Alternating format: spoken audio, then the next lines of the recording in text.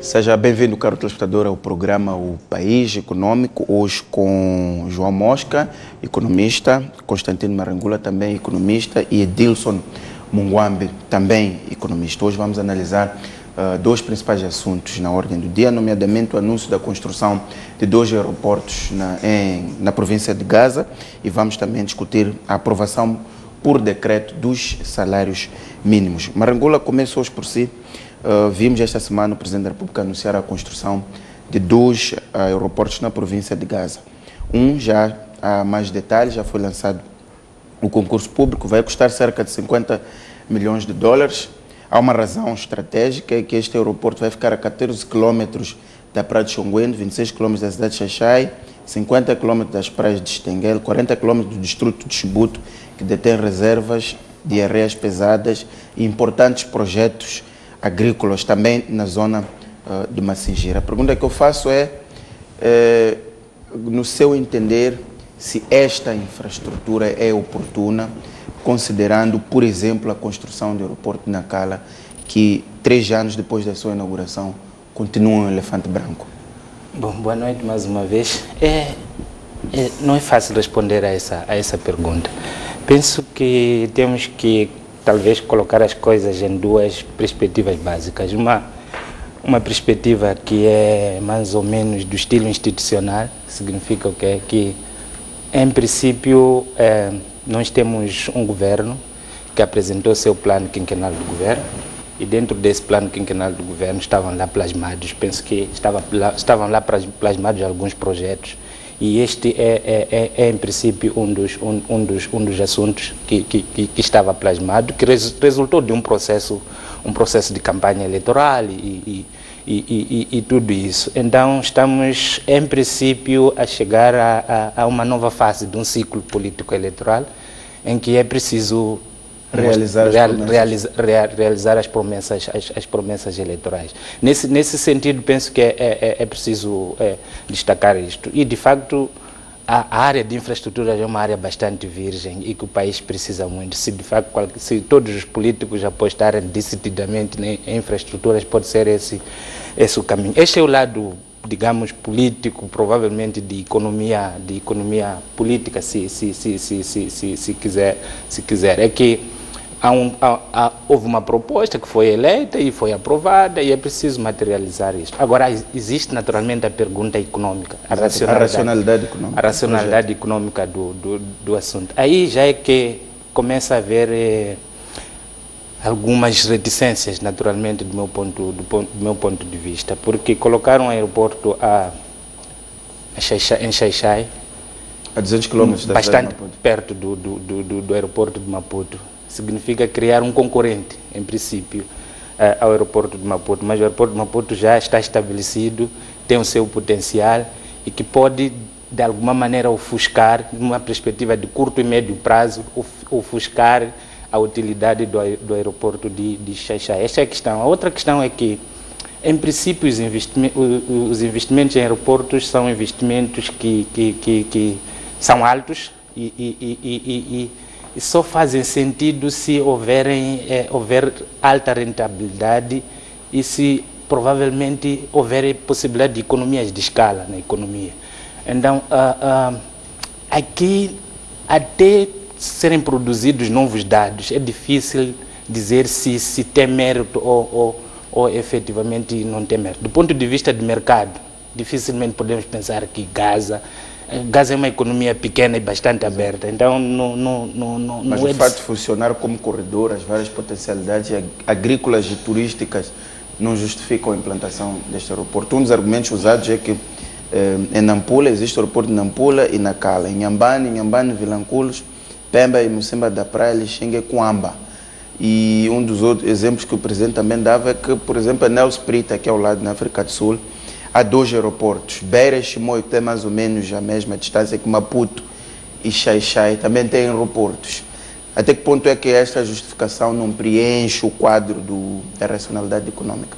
Bom, em economia fazemos estudos, análise de custo-benefício, em que é preciso, digamos, produzir os benefícios e depois comparar esses benefícios com os custos. não se excluem os benefícios externos, nem se excluem também os custos externos. O que eu estou a tentar colocar é que a curto e médio prazo, de facto, é difícil pensar que não há de haver concorrência entre os dois aeroportos se eles aparecerem ao mesmo tempo. E é preciso visualizar um processo bastante rápido de desenvolvimento neste corredor para rentabilizar, digamos, este tipo de aeroportos. E a questão de fundo é, qual é a fonte dos recursos? De onde é que hão de vir? É crédito? Vem do orçamento do Estado? É donativo?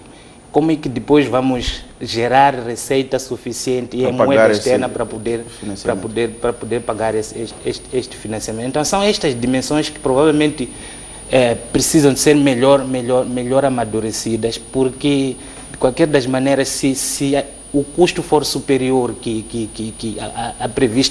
o previsto benefício, pode ser que a gente não consiga chegar lá onde a gente quer. É preciso visualizar um processo de desenvolvimento que vai ser bastante rápido nos próximos 7 anos, por exemplo, para poder provavelmente dizermos que vamos ter um aeroporto de Xai-Xai que vai ser rentável sem destruir o aeroporto de Maputo, porque existe essa questão. Então, exato. Edilson, tem as mesmas cautelas do professor Marangula, ou no seu entender constrói-se ou não se constrói o aeroporto de Xai-Xai? Bom, eu penso que já não estamos em fase de questionar ou não a necessidade de construção, exato, porque a medida já foi tomada. Provavelmente tenhamos que ver exatamente como ia abordando o Dr. Marangula as diferentes dimensões da decisão. Na dimensão política, de fato, há a questão do sinal político que se tem que transmitir, de que Gaza não está isolado das diferentes prioridades e que o governo tem consciência de que é preciso induzir o desenvolvimento de Gaza, fazendo aquilo que lhe compete, que é financiar o investimento num setor nevrálgico, em áreas estratégicas, uma das quais é a área de infraestruturas. Então, temos esta abordagem. E nós sabemos que o efeito multiplicador de uma medida como esta é poder gerar emprego, ainda que temporário, mas a fase da construção vai demandar por si só uma necessidade de oferta crescente de emprego e outros serviços conexos e que pode trazer, de certo modo, uma alavancagem para a atividade econômica ao nível da província. Portanto, há estes ganhos.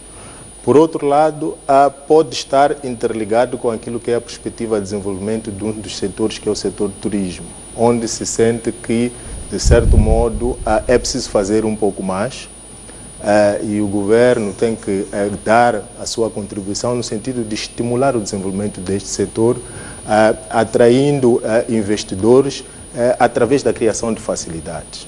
Portanto, a facilidade de transporte, por exemplo, a questão do transporte aéreo, permitindo ligações rápidas entre Maputo e outros pontos, por si só pode constituir um fator motivador para a realização de investimentos no setor. Mas o Marangula colocava o risco de este aeroporto perturbar o aeroporto de Maputo, por si só já consolidado, ou este aeroporto não dar certo, tendo em conta a existência do aeroporto de Maputo? Não, temos que analisar, na minha opinião, a questão de forma um pouco mais abstraída. Deu-se exemplo de países vizinhos onde há aeroportos que se concentram somente para escalas internacionais. E depois as interligações diretas são feitas, as conexões, através de ligações domésticas. Se esta decisão estiver integrada dentro de uma estratégia, onde se pensa que passaremos a ter pontos de conexão interna e por essa via Gaza sendo um ponto estratégico ao nível do setor do turismo e as outras áreas que se referiu, que se pretende que se desenvolvam com maior rapidez, então estamos a dizer que aqui não há esse risco de concorrência. Naturalmente que assumimos esse pressuposto se de fato estiver dentro de uma estratégia desenhada ao nível macro, onde se entende que é preciso haver uma interligação entre as várias intermodalidades de transporte, por um lado, e por outro, dentro da própria indústria da aviação aérea. Portanto, há pontos de conexão onde o aeroporto internacional fica só reservado para a recepção daquilo que são as chegadas internacionais e as conexões internas são feitas a partir dos operadores internos. Professor Mosca, qual é a sua opinião em relação ao aeroporto? Boa noite, muito obrigado. Eu queria não discordar dos meus colegas, mas queria acentuar algumas coisas. A primeira questão é que eu gostaria que o Governo pusesse online o estudo de viabilidade económica, financeira, o estudo de impacto ambiental, etc., deste aeroporto. Porque estou absolutamente certo que esse estudo não deve existir, ou se existir é como os estudos que houve aqui da ponte da Catembo, ou a segunda circular, ou outras realizações, o aeroporto de Nacala, que é um dos exemplos mais tristes que existe de infraestruturas, etc. Portanto, eu gostaria que conhecesse tudo, mas sem conhecer o estudo, se é que ele existe, que duvido bastante, por isso estou a pôr o Sr. Presidente da República e o Sr. Primeiro-Ministro a desafiá-los para colocar isso na página web do Governo, ou para pelo menos dizer aos académicos ou aos estudiosos para onde é que está esse estudo para nós ir podermos estudar, para depois não falarmos aqui um pouco no ar. À parte disso, o que é que Gaza tem para justificar um aeroporto de 50 milhões de dólares? Mas, se você vai daqui para o Bilene, ou daqui para Xonguen, ou daqui para qualquer praia da zona de Gaza, você demora mais tempo em ir de avião, a partir do momento que sai de casa até chegar ao destino, do que se vai no seu próprio carro. Porque tem que ir para o aeroporto, tem que estacionar, tem que apanhar o avião, tudo isto pelo menos a 1 hora, mais 20 ou 30 minutos de voo. Fazer com 1 hora e meia, em 2 horas você está em chaché de carro, sem qualquer tipo de outros problemas. Mas não só isso.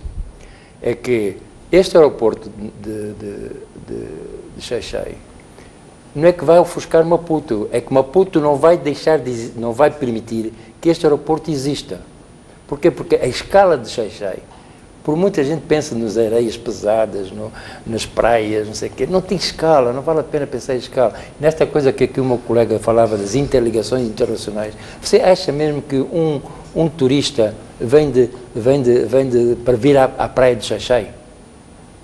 Vamos ao Instituto de Turismo, ao Ministério do Turismo, saber quantas pessoas vêm de fora do estrangeiro para ir à praia de Xai-Xai, a não ser aqui os nossos amigos vizinhos da África do Sul, que vêm de carro e não vêm, nunca viram de coisa. Há hoje, neste momento, pessoas que vêm do exterior, que já nem aceitam a LAM como meio de transporte. Portanto, estamos a falar de quê? Por outro lado, portanto, não há problema de escala, não há problema de Maputo, não há estudos, duvido que haja estudos de viabilidade. E, portanto, isto enquadra-se perfeitamente na continuação de uma política económica de realização governamental, sem ter em conta a viabilidade dos projetos e mais, sem ter em conta qual é o custo de oportunidade disto. Quer dizer, no lugar do aeroporto, 50 milhões de dólares, quantas escolas podiam ser feitas? Quantos centros de saúde? Quantos regadios? Temos o regadio do Vale do Limpopo, os regadios do Vale do Limpopo, que com 50 milhões de dólares, talvez, recuperasse grande parte desses regadios, mas os regadios hoje estão absolutamente inoperacionais. Significa quanta população abrangeria os postos de saúde, a educação, os regadios, etc., etc., e qual é a população que vai beneficiar o aeroporto.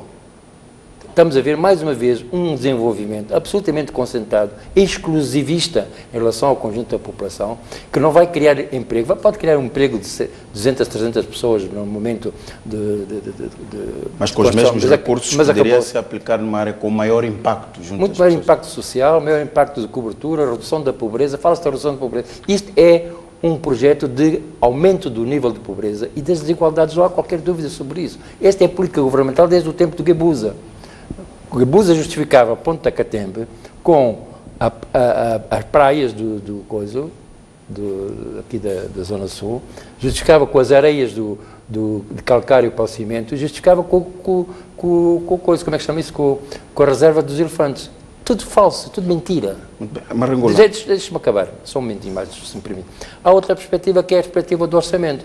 Num país que deve 14 mil milhões de dólares, exatamente. Num país que está a não pagar as suas dívidas, num país em que o orçamento está a ser restringido, num país em que não há condições para pagar as dívidas que nós contraímos, estamos a contrair mais dívidas ainda, para um projeto que não tem qualquer impacto económico sobre o desenvolvimento daquela região. Não venho falar do desenvolvimento da região. Daqui a Xai-Xai são 200 km, daqui a Chibute são 200 e poucos km, daqui a Oxoca são 200 km. Qual é a pessoa que vai utilizar um meio de transporte aéreo que vai custar muito mais caro do que o transporte terrestre para ir de avião daqui para o Xai-Xai? Absolutamente falso isso. Então, isso é, voltando um pouco à conversa do nosso amigo Marangula, do Dr. Marangula, é nitidamente uma ótica política de cumprimento de planos eleitorais que o Sr. Presidente quer apresentar, mas que não tem nenhuma base económica. Ora, política sem economia é absolutamente politiquice. Portanto, política barata e mal feita, que é aquilo que nós temos feito durante os últimos anos, política barata, desprezando completamente a economia, e estamos num país em crise a isso. Exatamente. E o Sr. Nunes está a continuar os erros do Sr. Gabusa. Exatamente. Marangula, concorda com estas ideias levantadas aqui pelo professor Mosca? O enquadramento desta decisão na dívida pública, considerando os problemas que o país tem, a opção política de se avançar para esta construção, olhando para as outras necessidades do país, e o fato de não se apresentar um estudo de viabilidade concreto em que se pode dizer que a construção do aeroporto termina em 2020, em 2025 concluímos o pagamento da dívida, enfim, um indicativo daquilo que do ponto de vista de rentabilidade este aeroporto pode ter. Bom, o professor Mosca levantou assuntos bastante mais complexos. O que talvez meu ponto de partida é o seguinte, bom, o processo político, não é? Os políticos atuam dentro de um determinado contexto institucional. E que às vezes foge da racionalidade econômica. Em que recebem prémios e recebem sanções. E o decisor de política, no caso nosso, é que tem 5 anos em que as coisas têm que acontecer. São 5 anos.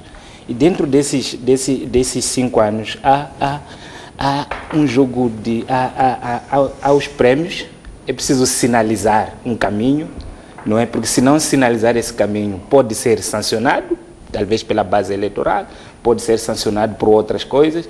É preciso, então, penso que os políticos reagem às instituições que nós temos. São estas instituições que determinam o resultado político. Agora, é difícil fazer o casamento entre o jogo institucional e político, não é? Que tem suas próprias dinâmicas de economia política, quais são os interesses em jogo e depois o que acontece dentro de um período de 5 anos, e a racionalidade econômica pura. E a infelicidade nossa, nós como economistas, é que em algumas outras situações dissemos não e deu certo. Então, há de facto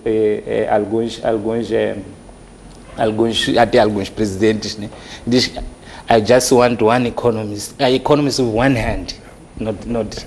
Um economista só com uma mão, não com duas, exatamente por causa de... Bom, nós dizemos as coisas, que as coisas têm estes custos, têm estes benefícios, e a opção tem que ser a opção de rentabilidade. Então, do ponto de vista puramente econômico, de facto é difícil justificar o projeto em Xai-Xai, do ponto de vista de ciência política, de economia como tal.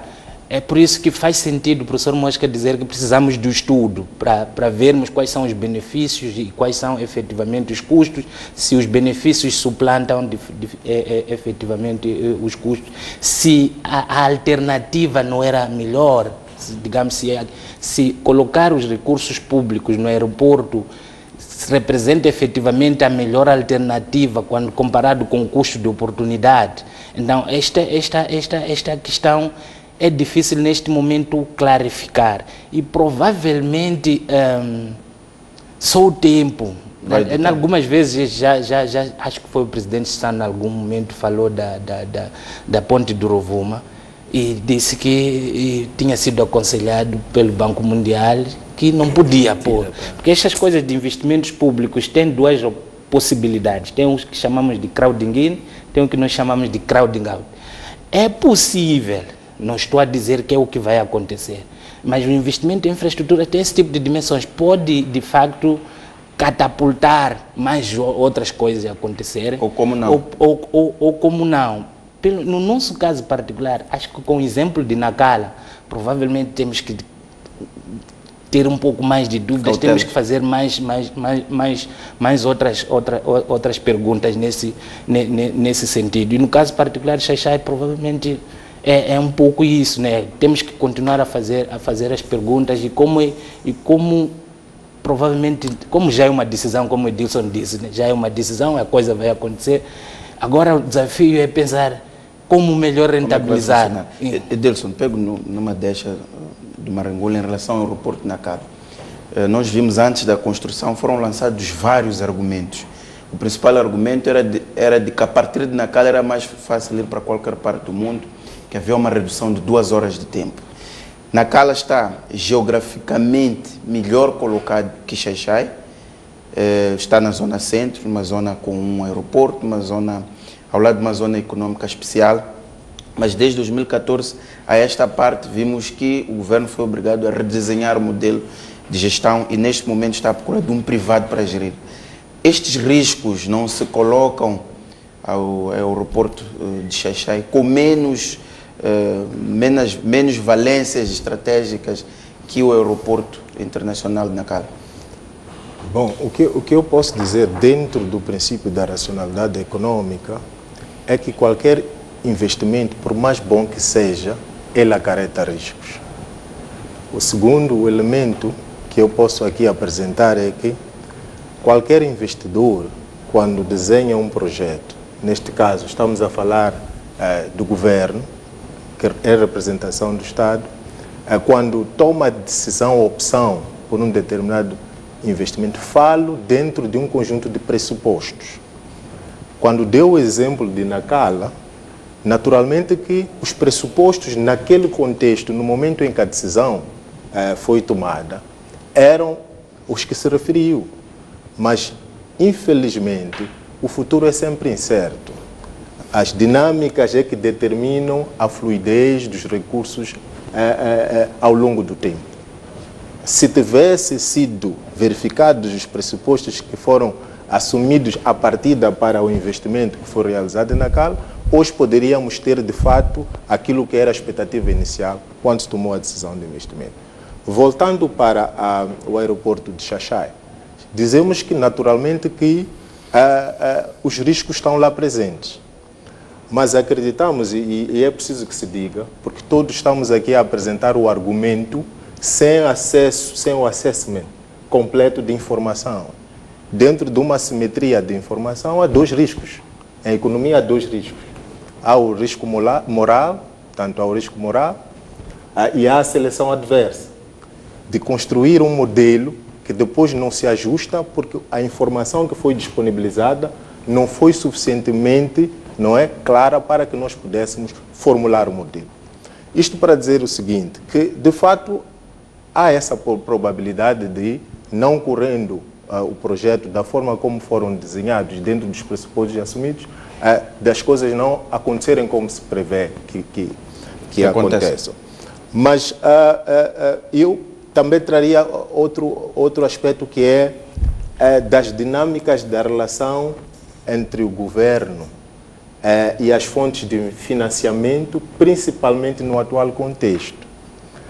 Como dissemos, não temos acesso completo da informação, mas eu não quero acreditar que o governo, neste atual contexto de restrições, em que há um acompanhamento quase que regular e rigoroso dos parceiros, não é? A espreita para que se tomem decisões acertadas com vista ao retomar daquilo que era o ritmo normal do apoio ao orçamento, que se vá tomar essa decisão sem que haja uma concertação, ainda que a nível informal, para que ela aconteça. 2, o outro aspecto é que ainda ninguém nos disse se o financiamento será integralmente, pelo menos eu não tive essa informação ainda, se houver alguém que o tenha, será o Estado integralmente a assumir. Ora, nas condições de negociação de financiamento com apoio de parceiros, normalmente há condicionalismos. Exatamente. Então é preciso que tenhamos a noção e o domínio sobre qual é a fonte do financiamento e que condicionalismos essa fonte determinou para que a opção não fosse, por exemplo, a construção de regadios, como se referiu o Mosca, ou a construção de escolas, ou a realização de palestras. Porque se a fonte tiver condicionado a um determinado leque de projetos dentro de uma determinada carteira, é óbvio que o governo, por mais vontade que tivesse só podia aplicar o dinheiro só podia aplicar para aquela fonte. Muito bem. Mosca, concorda com esta ideia de que um governo não dirige um país só à base da racionalidade econômica? A racionalidade política é também fundamental, até para fazer o contrabalanço. E esta questão que levanta o Edilson, na medida de que, dependendo da forma como o financiamento vem, isto pode ter destinado a que o dinheiro fosse gasto da forma como se pretende gastar. Quer dizer, não há racionalidade política e racionalidade económica separadas. Isso é falso. Portanto, as duas devem ser absolutamente coordenadas e uma interfere na outra e vice-versa. Significa que só pensar em política e esquecer completamente os aspectos de natureza económica, que é o que tem acontecido em Moçambique nas últimas décadas, leva necessariamente à crise que nós estamos a atravessar e que é uma crise que agora sentimos, mas que é uma crise que já vem de há mais de 10 anos para cá, ou talvez mais anos atrás ainda, porque há muitos estudos, muitos autores moçambicanos estrangeiros que já vêm alertando para o problema da crise há mais de 10 anos. Bem, portanto, essa questão faz com que a gente às vezes procure separar as coisas, mas não é verdade, porque fazer política sem economia é crise. E fazer economia sem política pode entrar também em conflito com outros aspectos. O problema é que este caso da ponte do aeroporto de Xai-Xai, não sabendo se existem ou não estudos, só um militante da Frelimo é que pode acreditar que sim, que existe e que o governo neste momento está a tomar medidas acertadas, porque eu não acredito nisso em partida, porque nada deste governo e do governo anterior me fazem concluir que é possível que haja medidas muito acertadas, porque todas elas, quase todas elas, foram erradas e ilegais. E também já começa a haver casos deste governo ter medidas ilegais, dentro da mesma lógica que havia anteriormente. Portanto, o sentido da lógica de fazer política, a lógica de fazer economia deste governo é absolutamente igual à lógica do passado. Portanto, significa o quê? Significa que se nós estamos a pôr a lógica da política separada da economia, porque existe agora um pleito eleitoral, estamos a subverter aquilo que seriam as futuras coisas. O problema das condicionalidades ditas aqui, quer dizer, eu nunca vi nenhuma condicionalidade em Moçambique. Qual é a condicionalidade? As mineiras têm condicionalidade com os assentamentos que estão a fazer? As empresas de florestas têm condicionalidades com os assentamentos que estão a fazer? Um conjunto de coisas. Qual é a condicionalidade? Nenhuma. Ou se há condicionalidades e depois não se cumpre, o governo também não tem a capacidade de exigir isso. Portanto, não venham cá com histórias de condicionalidades, porque não é verdade isso, é falso. Isso é uma justificação do partido de Frelimo. Não sei se você pertence a Frelimo ou não. Imagino que sim, pelo discurso. Eu pertenço, mas não venho nessa qualidade. Pelo discurso parece-me que é mesmo da Frelimo. Portanto, eu não sou de nenhum partido, portanto significa o quê? Agora, o outro assunto, que é a questão segundo ponto. Enquadramento da dívida. Enquadramento da dívida, quer dizer, um país endividado como está, que é das maiores dívidas do mundo, não só maiores dívidas em termos de porcentagem, é a incapacidade que a nossa economia tem de pagar dívidas. Incapacidade porquê? Porque o nosso orçamento é crescentemente negativo. O nosso balança comercial é crescentemente negativa. Agora, com estas duas contas, são as contas fundamentais que nos permitem dizer e perspectivar a possibilidade de haver ou não condições, capacidade de pagamento das dívidas. Quando elas são permanentemente e crescentemente negativas, é evidente que o país não vai ter capacidade para pagar nada. Muito bem. Edilson, fazer economia sem política é crise e não há condicionalismo que nos pode obrigar a tomar determinadas opções políticas e econômicas, como diz o professor Mosca. Qual é a sua posição? Não, eu não queria contrapor a opinião. Nós, os economistas, temos uma particularidade. Existe uma máxima que diz: nós vestimos a camisa, qualquer camisa, não é? Exato. Se ela é grande, ajustamos. Se é pequena, forçamos. Essa é a nossa particularidade. A nossa análise sempre é construída dentro de determinados pressupostos. E penso que nós estamos aqui, na verdade, com opiniões necessariamente discordantes.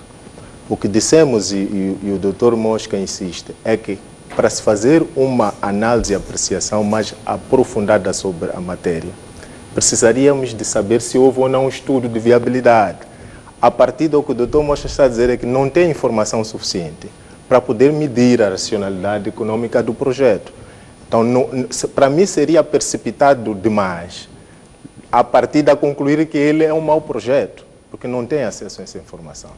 Agora, fazer uma colação com aquilo que foram, por exemplo, os desempenhos de projetos similares ou no setor de infraestruturas do passado e as consequências que tiveram, quer sob o ponto de vista econômico, quer sob o ponto de vista social, é natural que se faça, mas eu penso que é prematuro.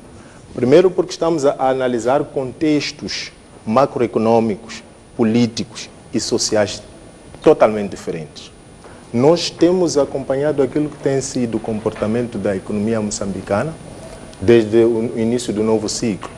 E por si só tem condicionado até o fluxo de recursos para o financiamento das atividades do próprio governo. E por isso há muitas atividades que temos quase a certeza que o governo não vai poder realizar, porque a conjuntura macroeconômica não vai permitir que o governo possa funcionar dentro da maior normalidade.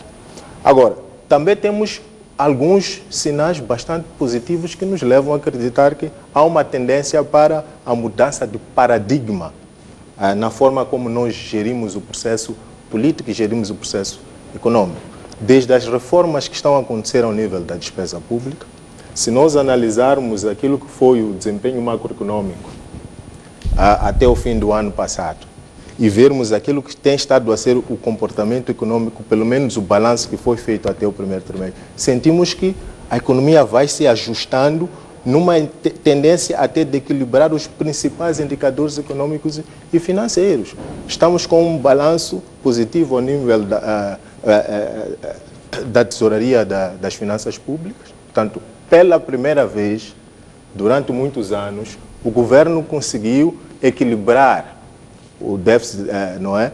E hoje estamos com um superávit. Mas, Adilson, voltemos para o aeroporto de Xai-Xai. Sim. Compreendo o enquadramento, mas... Isto era somente para trazer a ideia de que não podemos ter um raciocínio econômico muito estático, sem olhar aquilo que é a dimensão do envolvente. Hoje, as condições são diferentes, é verdade que há restrições, mas enquanto não tivermos o acesso completo da informação sobre o projeto em concreto, nós temos que analisar nas duas vertentes. Exatamente. A possibilidade de sucesso e a possibilidade de sucesso. E a possibilidade de Antes sucesso. de passar para o professor Marangula, eu quero ouvir o Dr. Mosca. O raciocínio, como é que diz, estático, como coloca o Edilson, e a colocação que ele faz de que não se pode fazer a comparação do anterior ciclo com o atual, e indicou alguns avanços em termos de desenvolvimento e de colocar a economia nos carris. Quer dizer, eu recordo-me nos anos 2013, 2014, dizer que a economia ia bem, não é? A economia vai bem, esse é o termo, não é?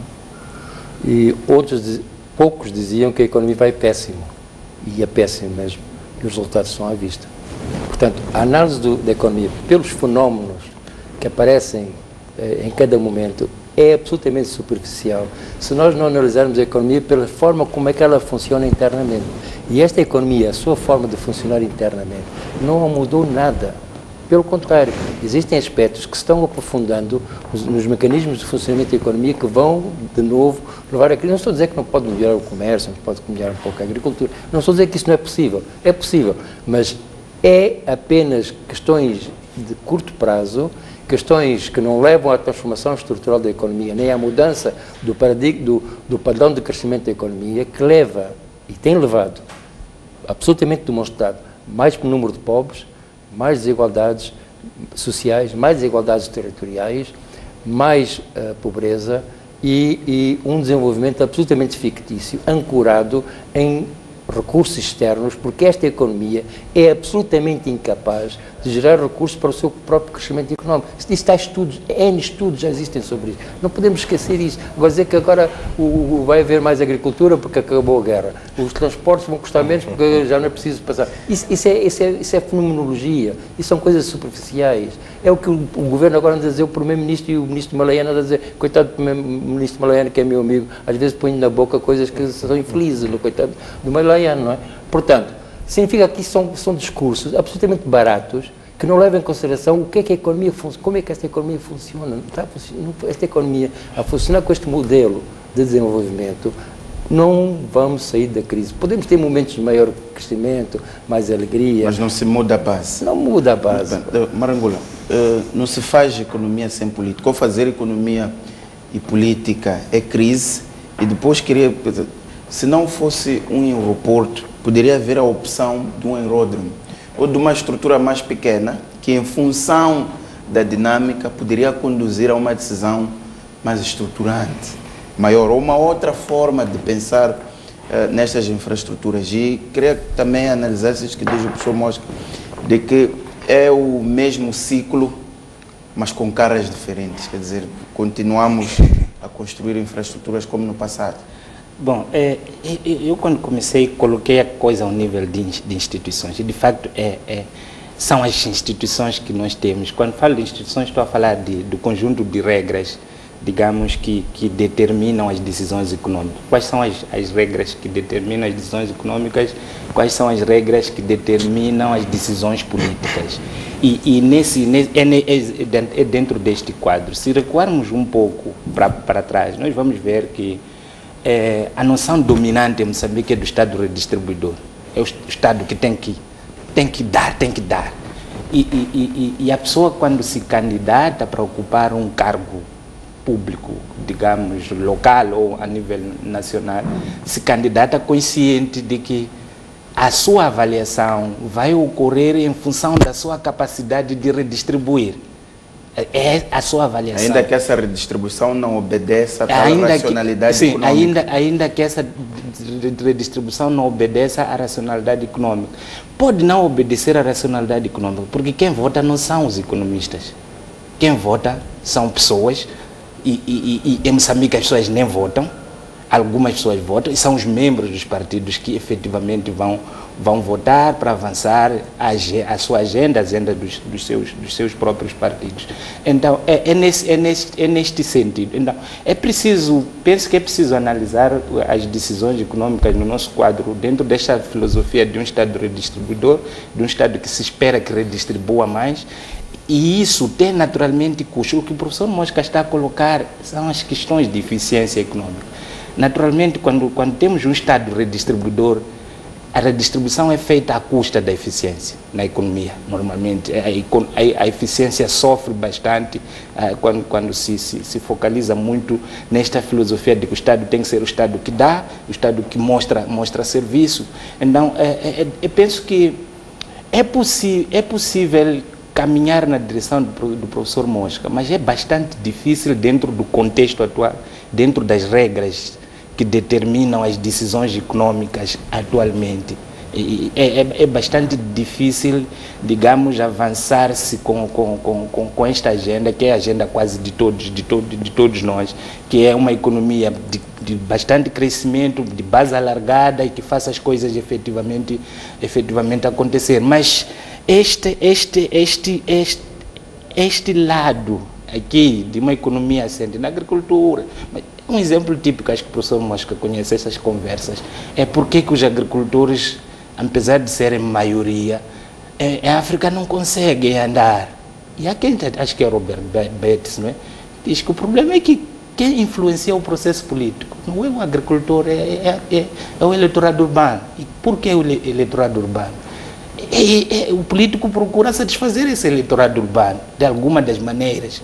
E quem provavelmente, o conjunto dos grupos de interesse que sustentam alguém até chegar a um posto de decisão, estão na cidade, não estão no campo. O camponês, temos o NAC. Qual é o poder que o NAC tem do ponto de vista de influenciar o processo? Porque aqui, quando entramos, a despesa pública é decidida no espaço político, não é?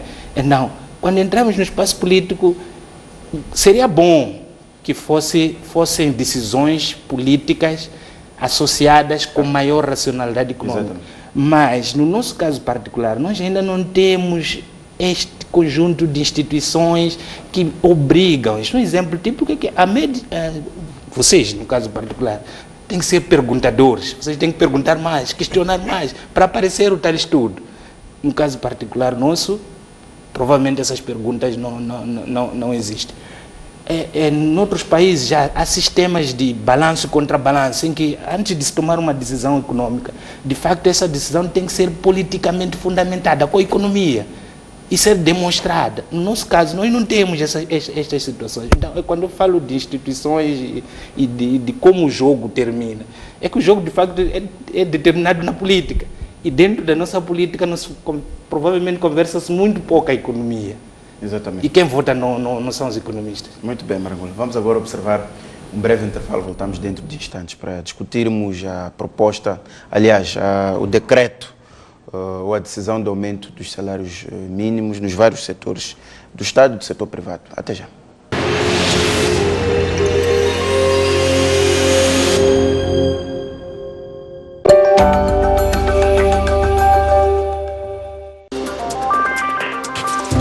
Sejam bem-vindos ao Pontos de Vista. Pontos de Vista. Uma sociedade que não controla os seus criminosos corre o risco de ser controlada por eles. O Estado está mal. Não perca a análise semanal dos principais acontecimentos com Tomás Vieira Mário e Ericino de Salema. Não pode haver desenvolvimento rural neste país sem se tocar na questão da agricultura. Muitos projetos falham porque vêm de cima para baixo e os beneficiários não sentem que têm propriedade, têm autonomia e podem decidir de melhor maneira como implementar os projetos. Quantos jogos no marca do golo?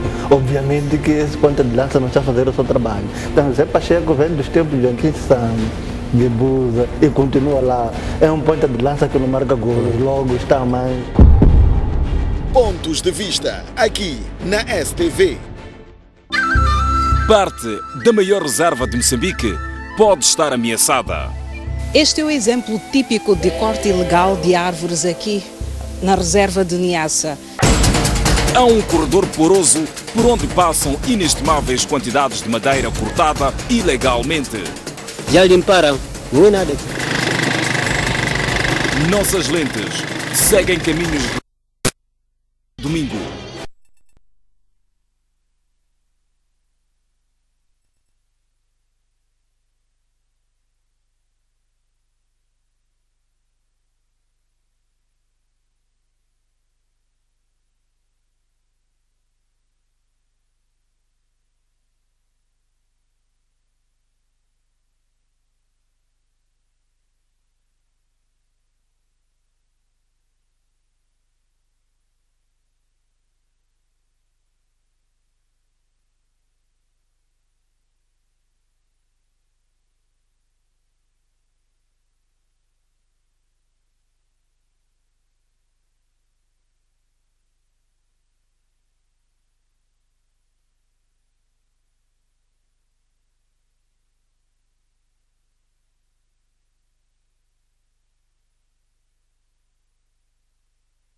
O salário pode chegar numa altura em que, de certo modo, o seu poder aquisitivo ficou ainda mais deteriorado.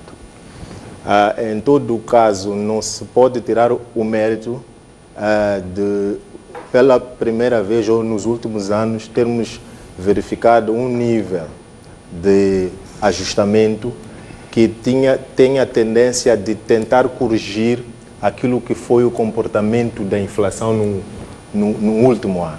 Portanto, é preciso ter em conta... O senhor entender, acha que com este reajustamento houve essa tendência de aproximar Houve. Se nós tivermos, pelo menos por aquilo que são os dados estatísticos reportados pelas instituições oficiais, no caso do Instituto Nacional de Estatística, até o final do ano nós tínhamos uma inflação média em torno de 19,9%.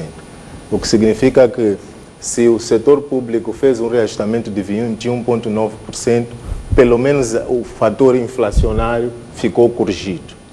Embora esse 21% só seja para quem ganha o salário mínimo. Para quem ganha o salário mínimo. Que, aliás, outro aspecto que é preciso termos em conta é que a negociação salarial nos termos definidos pela Comissão Consultiva do Trabalho, estabelece como fatores determinantes que compõem a fórmula, a famosa fórmula, não é? A sede da concertação social, determina que os fatores que influenciam, um é a inflação e a outra é a produtividade da economia. À medida que este modelo de negociação foi evoluindo, foi se definindo o alargamento para uma negociação cada vez mais setorial. Daí que hoje temos nove setores de atividade, onde cada um setor negocia em função das condições específicas do seu setor.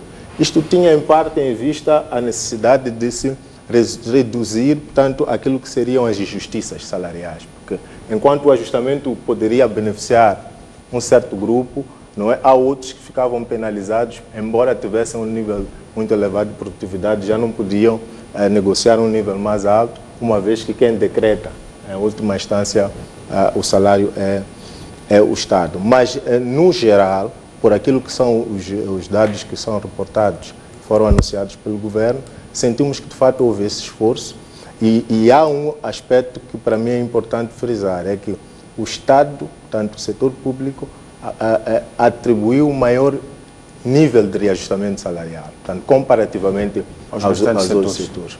O que é que isso implica depois, em termos de como é que o governo vai fazer a gestão e onde é que vai buscar recursos, é um outro debate, mas o fato é que, em termos comparativos, o setor público apresentou um nível de reajustamento.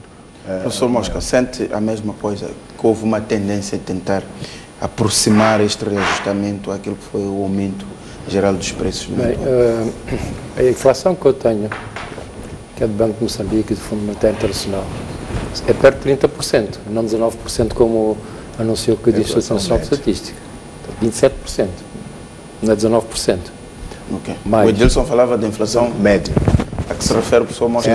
É a inflação acumulada. São indicadores diferentes. Mas é a inflação acumulada que conta mais neste caso, tem mais validade.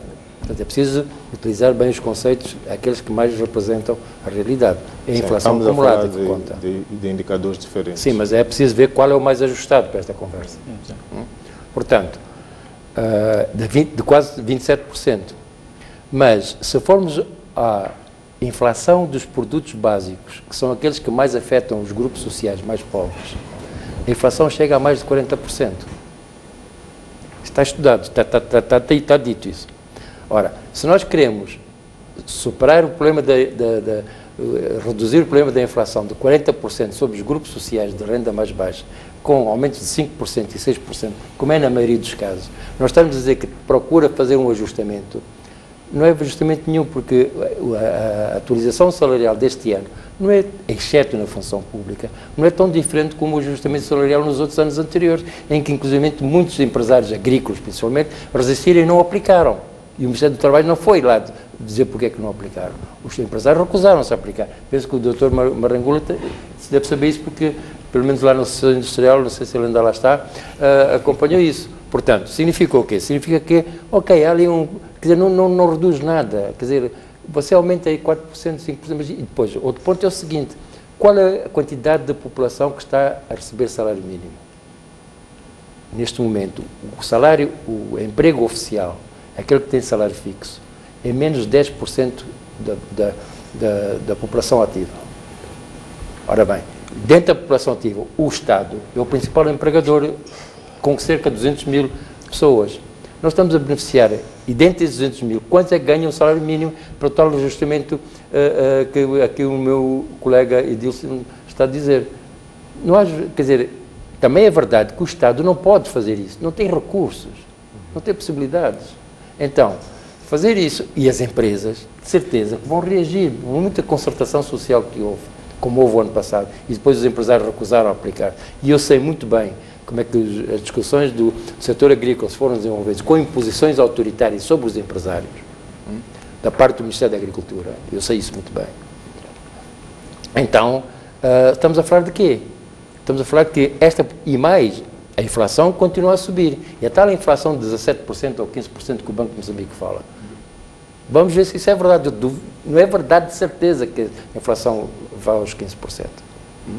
Portanto, mas vamos ver isso no futuro. Daqui a um ano nós vamos discutir isso. Muito bem.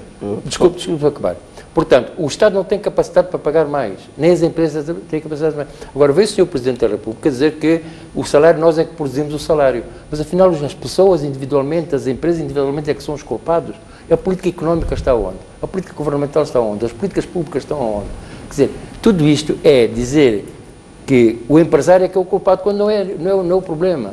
E qual é o problema? A crise económica, esta crise económica é realmente fruto de uma política económica e de políticas públicas absolutamente incongruentes e erradas durante mais de 10 anos neste país. Portanto, e se o governo não reconhece isso, e não reconhece, porque as políticas continuam as mesmas, então é um discurso absolutamente falso este. Falso, não estou a dizer que ele seja falso, estou a dizer que o discurso é que é falso. O discurso não é verdadeiro. O discurso é manipulador e demagógico. E você vai ali aos subúrbios a perguntar sobre este discurso e faça lá uma reportagem para ver qual é a reação da população sobre este ajustamento. E vai ver. Muito bem. Marangula, qual é o seu entendimento? Estes ajustamentos aproximam-se da inflação. Há o problema que o professor Mosca sugere, coloca em cima da mesa, a ideia de que, em relação aos produtos essenciais, a inflação disparou acima dos 15%, como foi levantado na inflação média, mas também dos 30%, como foi levantado na inflação acumulada. E a questão também que levanta, o professor mostra que é de uma política econômica incongruente, sobretudo isto já entrando para aquilo que o presidente dizia ontem, que a solução para o problema do salário é a produção. Bom, eu prefiro ir por uma ideia que diz assim, o bem-estar da sociedade é a soma do bem-estar individual de cada um de nós. Então, nesta perspectiva, houve medidas que atenderam às necessidades. É verdade que é 1% ou 10%, são poucas pessoas, mas fazem parte desta sociedade e merecem naturalmente a atenção do Estado. De facto, parece-me que os preços subiram um pouco mais do que a estatística oficial estabelece. Não é? Parece-me que os preços subiram um pouco mais do que a estatística oficial estabelece. Mas pronto, nós temos que nos guiar pela informação oficialmente divulgada. Temos que nos guiar pela informação oficialmente divulgada e, nesse sentido, pode-se notar um esforço da parte da autoridade no lugar. Temos uma estrutura que ainda está bastante desigual no meio, está assim alargada. Então, um esforço, digamos, de tentar reduzir as diferenças salariais dentro do próprio aparelho público. E esse esforço é do ponto de vista da lógica do Estado redistribuidor, do ponto de vista da lógica de combate às desigualdades. Bom, é um esforço, talvez precisa ser melhor estudado, mas a direção é exatamente essa. Agora, de facto, quando o presidente diz que temos que produzir, é uma mensagem para nos recordar a todos nós que é preciso produzir. Agora, tem que ser entendido nesse sentido, na minha onda. Mas, de facto, para acontecer a produção, precisamos de um conjunto de coisas que também dependem das decisões do setor público. Então, o setor público também tem que ser mais produtivo. Se nós queremos que as coisas efetivamente aconteçam, então nós precisamos, de alguma maneira, de um setor público melhor do que o que atualmente temos. Temos assuntos do ambiente de negócios que não estão resolvidos, temos o assunto de acesso a fatores que não está resolvido, a questão da energia, temos a questão da água que não está resolvido, temos um conjunto de fatores que os empresários recorrentemente colocam na mesa para tornar a sua vida fácil, que ainda não estão resolvidos. Então, nesse sentido, de facto, me parece que o discurso é para fora, mas também é para dentro, no sentido de que é toda uma sociedade que precisa de se reinventar. Reinventar significa que é preciso sonhar um pouco mais. Se Ruanda conseguiu melhorar por exemplo, os seus índices de doing business, o que é que nós temos de diferente para não conseguirmos fazer, no caso particular de Moçambique? Mas depois voltamos àquele ciclo inicial que eu estava a falar dele, as nossas regras de jogo. As nossas regras de jogo determinam, de facto, o que é que vai acontecer, o que é que não vai acontecer. Então, é dentro dessas regras de jogo que provavelmente precisamos de encontrar melhoramentos, precisamos de um Estado melhor. não é um Estado pequeno, nem é um Estado grande, mas um Estado melhor. E esse Estado melhor, para acontecer, precisamos, digamos, provavelmente de melhorar as regras de jogo, os sistemas de incentivo que nós temos. Muito bem, Edilson, política econômica incongruente, e depois já o discurso que o presidente fez de que a produção, de que o salário depende da produção, mas a ideia de que este discurso é para fora, mas serve para dentro também. Com esta última parte eu particularmente concordo, porque olhemos para o salário como um custo. O custo de um fator, que é o fator trabalho.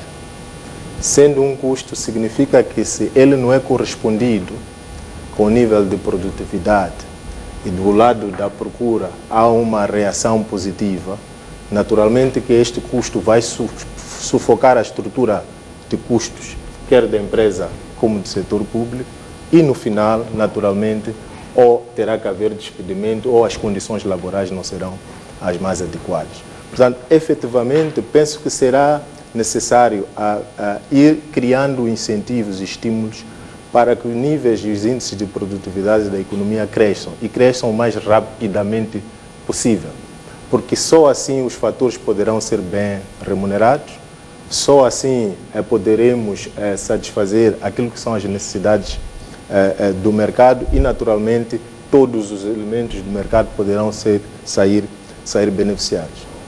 Muito bem, professor Mosca, vamos explorar ainda mais o discurso do presidente, que o salário depende da produção, acho que é consensual, o salário vem dos impostos que são pagos pelos trabalhadores, pelos moçambicanos, e a minha pergunta é, o que é necessário para que esta produção de fato aconteça? Ao que o Marangula levanta, a regra de jogo que é preciso definir, este é um discurso para fora, mas também para dentro. Mas concretamente, o que falta para a produção? Eu antes disso queria só fazer 30 segundos para um assunto que é o seguinte. Falamos do salário mínimo, mas não falamos dos salários altos. E eu nunca vi, quer dizer, os sacrificados da crise são os pobres e são os trabalhadores básicos e as pessoas que têm rendimentos mais baixos. Esse é que paga o custo da crise. Porque as mordomias não acabaram. O número de carros que os senhores ministros têm em casa do governo não acabaram. A ausência de impostos não pagaram. A ida à África do Sul para curar gripes e constipações não pararam. Portanto, este conjunto de coisas torna este ajustamento económico absolutamente imoral. Imoral porquê? Porque são aqueles que não foram responsáveis da crise que estão a pagar a crise e os responsáveis da crise continuam a viver cada vez melhor.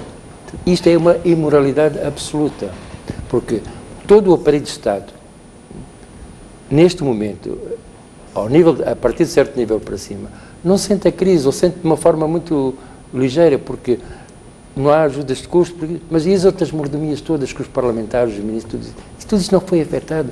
Que discurso moral, ético, que este governo tem para ir fazer campanha eleitoral na próxima vez, e acho que, e oxalá que perca pelo menos a maioria, assim, perante a população está cada vez mais consciente destas coisas. Portanto, significa que há aqui uma forte imoralidade no discurso político. O segundo ponto é sobre a produção. Eu estou de acordo que, de facto, com os colegas que me falaram em termos absolutamente económicos. Claro que sim, é verdade. Quer dizer, não se pode pagar salários quando não há produção. O aumento dos custos vai levar a prejuízos. Prejuízos podem implicar despedimentos, podem implicar falências, etc. Isso é absolutamente claro. Agora, o problema é que quando dirigente deste país, ou dirigentes deste país, fazem o discurso, têm que fazer o discurso em que os produtores e as pessoas que trabalham, os operários, e as pessoas que trabalham nas empresas, saibam que aqui não somos todos iguais, aqui há níveis de responsabilidade. E eu não sou preguiçoso como trabalhador. O empresário não é um empresário que gasta dinheiro de qualquer maneira. Ele tem a sua própria racionalidade. Ele quer maximizar os seus lucros, ele quer que a sua empresa vá para a frente. Se ele não vai para a frente, é como disse o professor Marangula, é por causa do problema do ambiente de negócios, o problema da competitividade, o problema das mordomias, o problema dos custos de transação, o problema das corrupções, etc, etc, etc. Quer dizer, hoje está provado que há muitas obras de construção civil que custam mais do dobro que aquilo que seria normal custar. Onde é que vai o dinheiro? Então, tudo isto são anomalias que o mercado tem por corrupção. As tais instituições que o Dr. Marangula estava a falar, que sem resolver estes problemas, o empresariado vai ter muitas dificuldades em recuperar. Mesmo que a economia comece a crescer 4, 5%, mas vai crescer 4, 5% à custa do gás ou do petróleo, tudo o resto está em influência. A agricultura. A agricultura fica absolutamente surpreendido. Como é a agricultura? Com seca, com chuvas, com calamidades, com tudo, com guerra, sobe a produção. Há provas, e sabe-se que os dados da agricultura são falsos. Eu mostro dados de alguns distritos sobre produção agrícola, três informações do mesmo distrito, da mesma direção, que me dão informações completamente diferentes. A mesma direção dá informações diferentes sobre a produção agrícola do mesmo ano, do mesmo distrito. E quando chega ao Ministério, imagine o somatório destas aldrabices, a partir do distrito e da província, e até chegar à nação. Tudo uma aldrabice isto. Está provado, não tenho dúvidas nenhuma. Quem não sabe disso, sabe, simplesmente não diz. O Marangula sabe perfeitamente disso. Vai lá perguntar ao Instituto Nacional do Caju, ao antigo diretor adjunto, como é que era feito as estimativas de produção do caju. Falso. Muito bem, muito obrigado pela vossa presença. Sei, caro telespectador, que nos acompanhou. Até uma próxima oportunidade.